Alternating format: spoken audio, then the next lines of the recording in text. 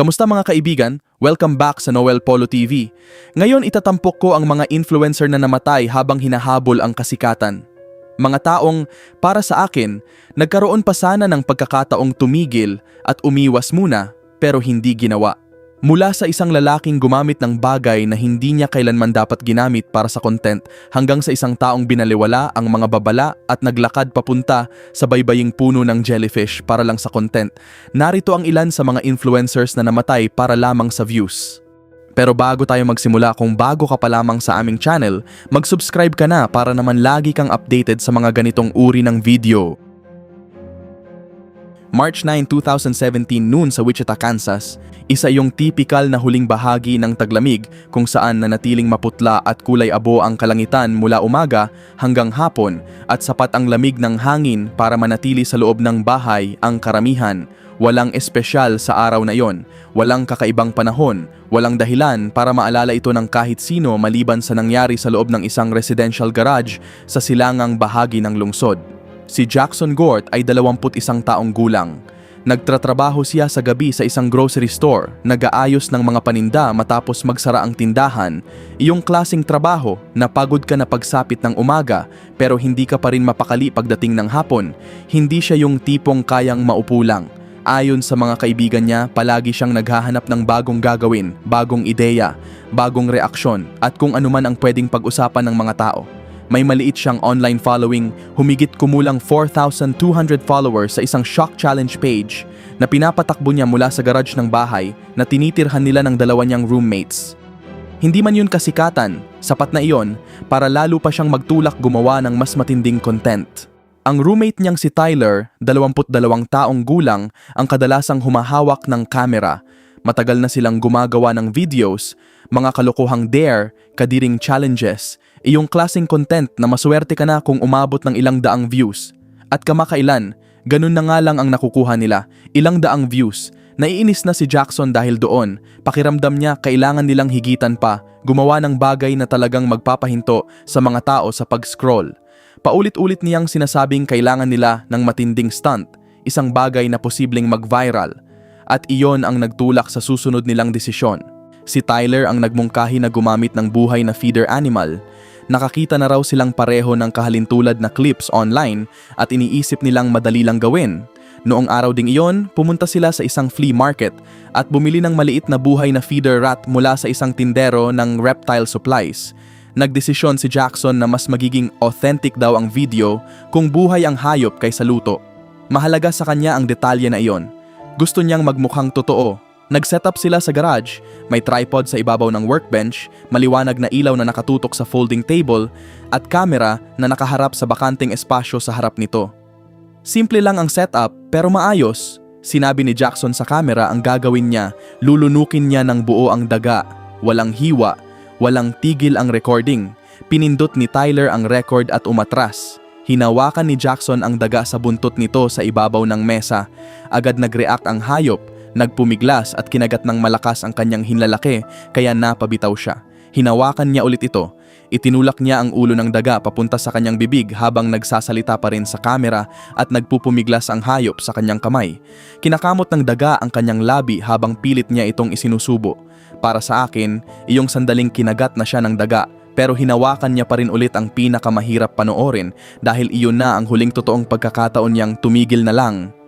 Mabilis nagbago ang lahat mula sa mukhang simpleng stunt tungo sa totoong panganib. Iniangat niya ang ulo niya paatras at pilit na isinubo ang daga habang sinusubukang lampasan ang kanyang gag reflex. Marahas na nagpumiglas ang hayop at ilang segundo lang ang lumipas, naipit ito sa kanyang lalamunan at tuluyang nabara ang kanyang daanan ng hangin bago pa siya makapag-react. Agad siyang nabulunan, yumuko habang hawak ang kanyang leeg habang nagsisimula siyang mataranta. Sinubukan niyang ipasok ang kamay niya sa bibig para hilahin palabas ang daga pero hindi niya makuha ng maayos. Bawat pagtatangka niya ay lalo lang nagtulak dito paloob habang siya ay nasusuka at hirap na hirap makahinga. Ibinaba ni Tyler ang kamera at sinubukang tulungan siya. Ipinasok ang kamay hanggat kaya niya pero hindi pa rin niya maabot ng sapat para mahawakan ang daga. Lumuhod si Jackson sa sementadong sahig ng garage. Pagkalipas ng ilang minuto, bumagal ang kanyang galaw hanggang sa tuluyan itong tumigil. Tumawag si Tyler sa emergency services. Dumating ang mga paramedic at sinubukang alisin ang daga na bumara sa kanyang lalamunan. Sa kabila ng kanilang pagsisikap, idineklara siyang wala na sa mismong lugar. 21 taong gulang lamang siya.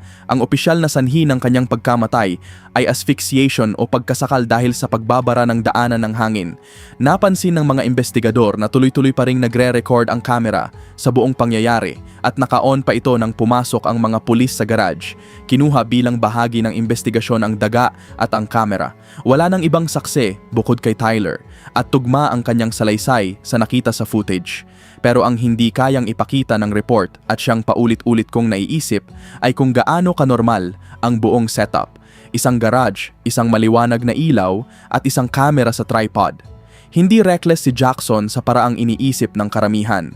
Isa lang siyang taong gustong makakuha ng mas maraming views kaya paunti-unti niyang itinutulak ang limitasyon hanggang sa dumating ang isang hapon na wala ng limitasyong natira. Hindi na muling nag-upload ng video ang kanilang channel at ang dahilan kung bakit kasing bigat pakinggan ang susunod na kaso ay dahil hindi naman nakatago ang panganib.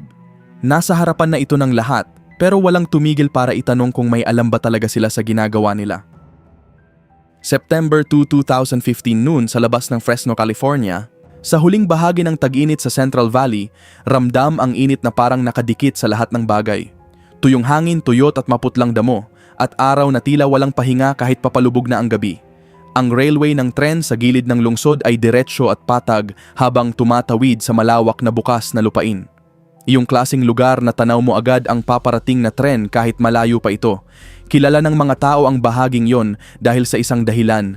Mabagal ang takbo ng mga tren bago pumasok sa isang maikling konkretong tunnel na halos isang kapat na milya mula sa pinakamalapit na tawiran. Si May Flack ay 19 na taong gulang. Part-time siyang nagtatrabaho sa car wash. Iyong klaseng trabaho na sapat lang para mabayaran ang mga gastusin pero marami ka pa ring libreng oras. Palakaibigan siya, laging may gustong gawin, laging naghahanap ng bagong trip tuwing weekend.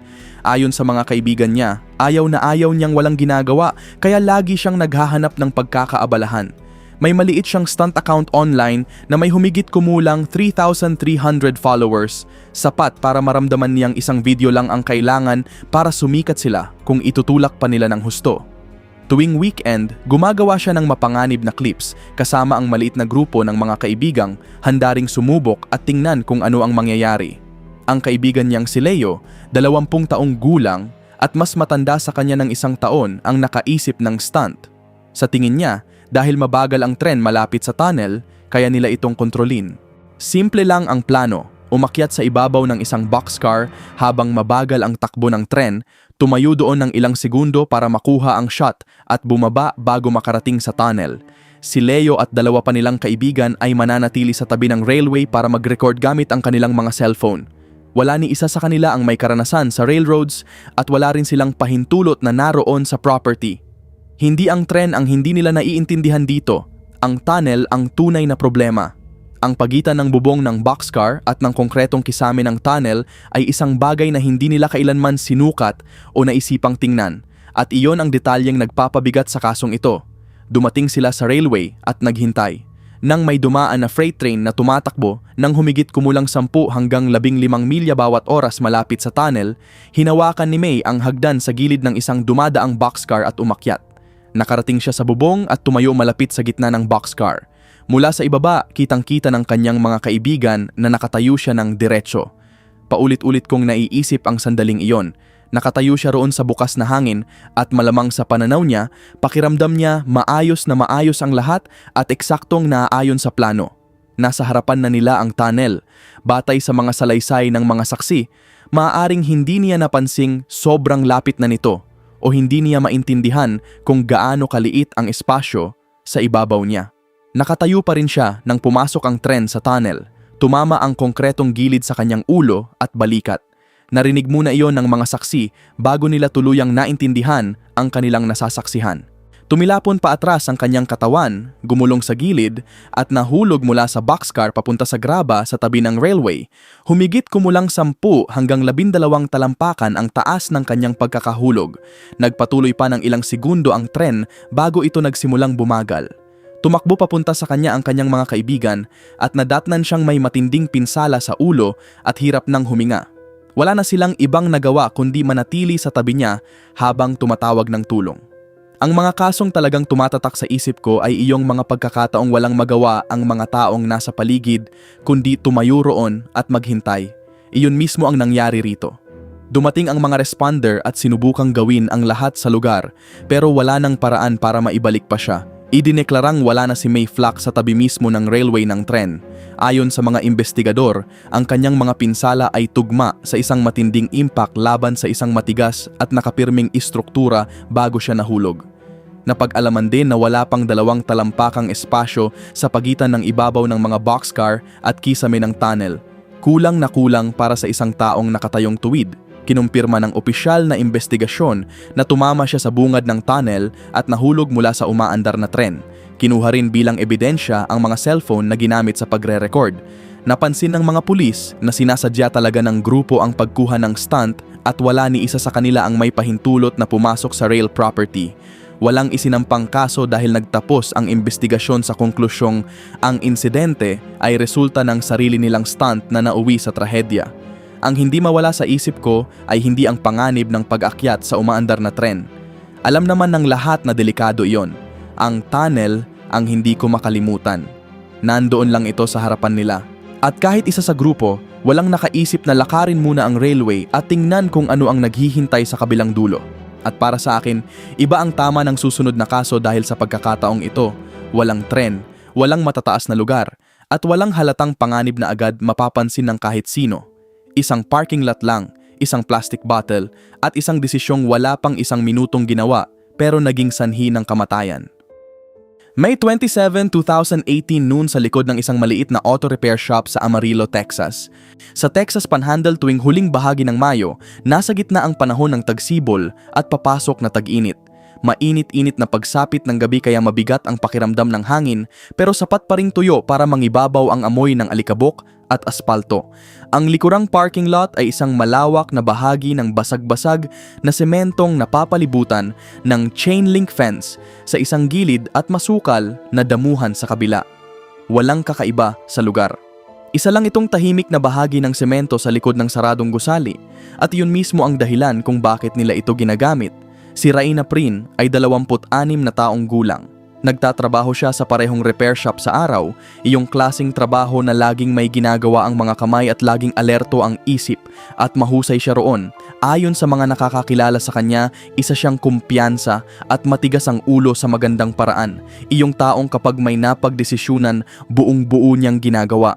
Matagal na siyang nagpo-post ng stunt clips online at mayroon siyang humigit kumulang 4,700 followers. Pero kamakailan, bumababa ang views at ramdam na ramdam iyon ni Raina. Pakiramdam niya kailangan niya ng mas malaking content, isang bagay na pwedeng tuluyang sumikat. Ang kaibigan niyang si Cole, 28 taong gulang, ang kadalasang humahawak ng kamera para sa kanyang videos. Trabaho nitong iset up ang kuha at manatili lang sa gilid. Marami na silang na-film sa likurang parking lot na yun dati. Wala namang nangangailangan ng matinding paghahanda. Pero iba ito. Nagdesisyon si Raina na subukan ang fire-breathing trick na nakita niya online.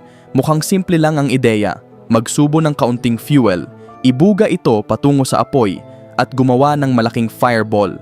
Maraming beses na niyang napanood itong ginagawa, pero hindi ipinapakita ng mga clips kung gaano karaming training ang kailangan para makontrol ng maayos ang spray at apoy. Walang karanasan sa fire effects sina Raina at Cole. Nilagyan niya ng lighter fluid ang isang plastic bottle at nagsindi ng torch na gawa sa basahang binasa sa gasolina, isang uri ng fuel na mas mainit at mas hindi kontrolado kumpara sa ginagamit ng mga profesional. Inilagay ni Cole ang camera sa tripod na halos 10 talampakan ng layo. Mukhang kaya naman ang setup. Bukas ang lote at pakiramdam ni Raina ay alam niya ang ginagawa niya. Naniniwala talaga ako na kung tumanggi lang si Cole, kung sinabi niyang ayaw niyang i-film yon at umalis na lang siya, baka buhay pa si Raina ngayon at malamang iyon ang bagay na habang buhay niyang dadalhin. Ang sumunod na nangyari ay pinagsama-sama mula sa salaysay ni Cole at sa footage na na-recover sa lugar. Sumubo si Raina ng lighter fluid at ibinuga ito patungo sa torch. Nagtagumpay ang unang attempt. Lumabas ang malaking apoy at nawala gaya ng inaasahan niya. Nag-reset siya at sumubok muli pero hindi pantay ang paglabas ng spray. Sa halip na pinong mist, naging putol-putol itong daloy. May ilang patak ng likido na bumalik sa kanyang mukha at damit, dahilan para magkaroon ng fuel sa kanyang balat. Nang mapalapit ang torch, sinundan ng apoy ang fuel pabalik sa kanya. Halos agad na nagliyab ang bahagi malapit sa kanyang bibig. Mabilis itong kumalat sa kanyang mukha at kasunod nito sa kanyang damit. Nagliyab ang fuel sa kanyang suot, mabilis na kumalat sa kanyang dibdib at mga braso. Tumakbo si Cole papunta sa kanya at sinubukang patayin ang apoy gamit ang kanyang mga kamay, pero masyado na itong kumalat. Bumagsak si Reyna sa sementadong sahig habang nasusunog pa rin. Binuhusan siya ni Cole ng tubig. Namatay ang apoy makalipas ang ilang segundo, pero huli na ang lahat. Hindi na tumutugon si Reyna nang dumating ang emergency crews.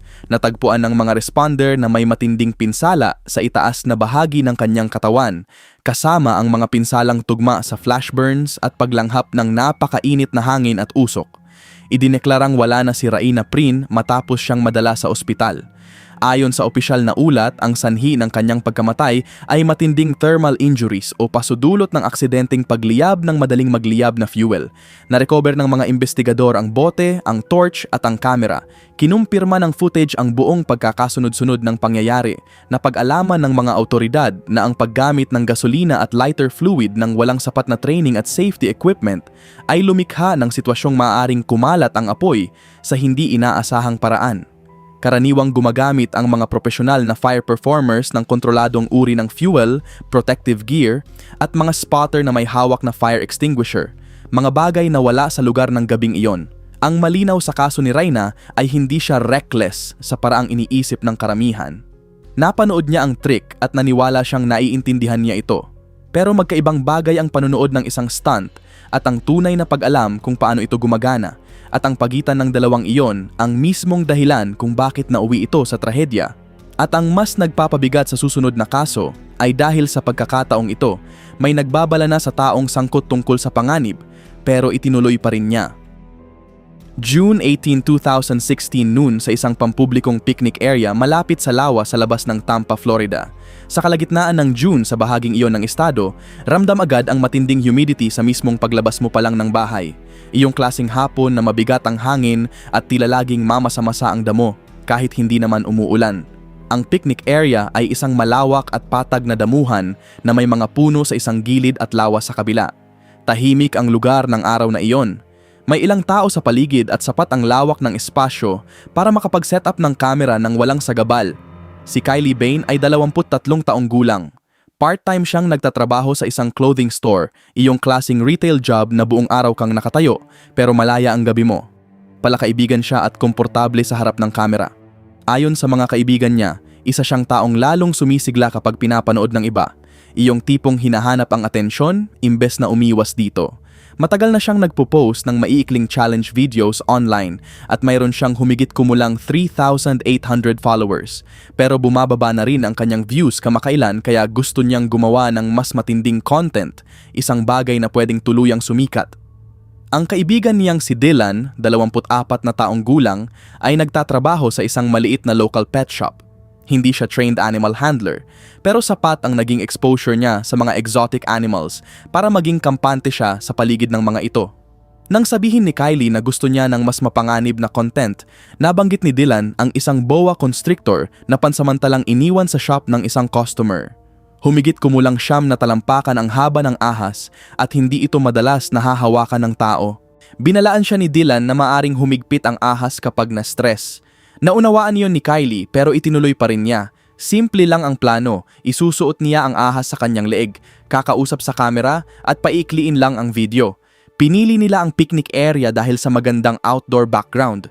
Nag-set up sila ng tripod sa damuhan sa harap niya habang may ilang bystanders na sapat ang lapit para makita ang nangyayari. Gusto kong huminto sandali rito dahil binalaan talaga siya ni Dylan bago sila magsimula, pero itinuloy niya pa rin. Hindi ko sinasabi iyon para husgahan siya. Sa tingin ko kasi karamihan sa tao ay kinukumbinsi ang sarili na simpleng babala lang iyon at hindi naman talaga mangyayari sa kanila. Pero ang babalang iyon ang dahilan kung bakit napakahirap tanggapin ng kasong ito. Inilagay ni Dylan ang ahas sa mga balikat ni Kylie. Halos agad nagsimulang gumalaw ang hayop, paikot na bumabalot sa kanyang leeg at itaas na bahagi ng dibdib. Sinubukan ni Kylie na magpatuloy sa pagsasalita sa kamera habang umiikot ang katawan ng ahas. Pagkatapos ay dumagdag pa ng isang ikot ang ahas sa kanyang mga tadyang at nagsimulang humigpit. Hindi umaatake ang mga boa constrictor. Tumutugon sila sa pressure at galaw sa pamamagitan ng lalo pang paghigpit. Refleksyon, hindi aggression. Habang mas gumagalaw si Kylie at sinusubukang alisin ang pagkakapulupot, lalo namang humihigpit ang ahas. Sinubukan ni Dylan na tanggalin ang ahas mula sa labas, pero lalo lang itong pumulupot ng mahigpit. Bumagsak si Kylie paatras sa damuhan. Sabay na dumidiin ang mga pulupot sa kanyang dibdib at leeg. Nakarinig ng sigawan ng mga saksi at agad silang lumapit. Patuloy na sinusubukan ni Dylan na alisin ang ahas at nagtulong-tulong silang kalagin ito. Pero hindi nila mapaluwag ang pagkakapulupot. Huminto sa paggalaw si Kylie habang patuloy pa ring humihigpit ang ahas sa kanyang katawan. Dahil sa matinding pressure sa kanyang mga tadyang, lalo siyang nahirapang huminga. At sa mga sumunod na minuto, unti-unting bumagal ang kanyang galaw hanggang sa tuluyan itong tumigil. Sa tingin ko, ang pinakanakakatakot sa sandaling iyon ay lahat ng tao sa paligid niya ay desperadong sinusubukang tumulong. Mga kamay na humihila sa mga pulupot, mga taong sumisigaw, pero wala pa ring sapat na nagawa. At yun ang klaseng kawalan ng magawa na sana ay hindi ko kailanman maranasan. Tuluyan lang lumuwag ang ahas matapos pagtulungan ng ilang tao na hilahin ito palayo. Pero ng oras na iyon, hindi na tumutugon si Kylie. October 6, 2018 noon sa ibabaw ng Provo Canyon, Utah. Sa unang bahagi ng October sa Wasatch Range, parang hindi totoo ang tanawin ng mga bundok. Ang mga puno ng aspen ay kulay gintong dilaw laban sa madidilim na ridgelines. Manipis at malamig ang hangin sa mataas na lugar, yung klaseng araw na kusang humihila sa mga tao palabas kahit wala naman silang plano. Ang launch point sa ibabaw ng canyon ay isang madamong dalisdis na matarik ang bagsak pababa sa mabatong lambak sa ilalim, may malinaw na tanawin ng mga bundok sa timog at ng canyon floor na napakalayo sa ibaba. Kilala ang lugar na iyon sa paragliding. Karamihan sa mga taong gumagamit doon ay may training. Pero si Lennon Spoff ay wala. 27 taong gulang siya, nagtatrabaho sa warehouse 5 araw kada linggo at nabubuhay para sa weekends. Doon siya madalas pumunta sa mga bundok sa paligid ng Provo, dala ang kanyang camera para gumawa ng content, hiking, climbing, pag-akyat sa matarik na ridgelines, kahit anong magandang tingnan sa screen. May humigit kumulang 4,100 followers siya at kahit hindi mabilis lumaki ang bilang na iyon, sapat na para manatili siyang motivated. Ayon sa mga nakakakilala sa kanya, isa siyang taong hindi mapakali, iyong tipong sinusukat ang magandang weekend base sa kung may nakuha ba siyang footage na worth i-upload. Isang bagay na pwedeng sumikat online. Sa tingin ko, iyon ang dahilan kung bakit mabigat para sa akin ang kasong ito. Hindi siya naging reckless dahil wala siyang alam. Naging reckless siya dahil gutom siya sa pagkakataon. Kaya nang may kaibigang nagpahiram sa kanya ng lumang paragliding wing at harness, hindi na siya nagdalawang isip. Hindi pa siya kailanman nakapag-training, hindi pa siya kailanman nakapag-launch, hindi pa nga siya nakaupo sa harness habang nasa ere, pero sapat na ang dami ng napanood niyang videos online para isipin niyang alam na niya ang basics, kung paano ilatag ang wing, tumakbo kasabay ng hangin, at hilahin ang brake lines. Iyang second-hand confidence na iyan ang paulit-ulit kong nakikita sa halos lahat ng kasong ganito. Kapag pinapanood mo ang isang taong mahusay gumawa ng isang bagay sa screen, minsan napapaniwala kang naiintindihan mo rin ito. Pero hindi, dalawa niyang kaibigan ang sumama sa kanya sa launch point ng hapong iyon. Mas lumakas na ang hangin kumpara noong umaga, pero sapat pa rin itong maayos para sa mga experienced pilots. Isinuot ni Lennon ang harness at ikinabit ang kanyang cellphone sa dibdib. Hindi lang siya nagvi-video, naka-livestream siya. Pinapanood ng kanyang followers ang buong pangyayari ng real time. At iyon ang detalyeng hindi mawala sa isip ko dahil ibig sabihin may audience na nakasaksi sa susunod na nangyari pero wala silang magagawa para mapigilan ito. Nakuha ng livestream ang lahat ng sumunod na pangyayari at kinumpirma rin ito ng dalawang kaibigan niyang nasa ridge. Tumakbo si Lennon pababa ng dalisdis. Humangin ang wing at iniangat siya mula sa lupa. Sa unang sandali, mukhang maayos ang lahat. Pero nagsimulang lumihis pakaliwa ang glider imbes na dumiretso palabas ng canyon.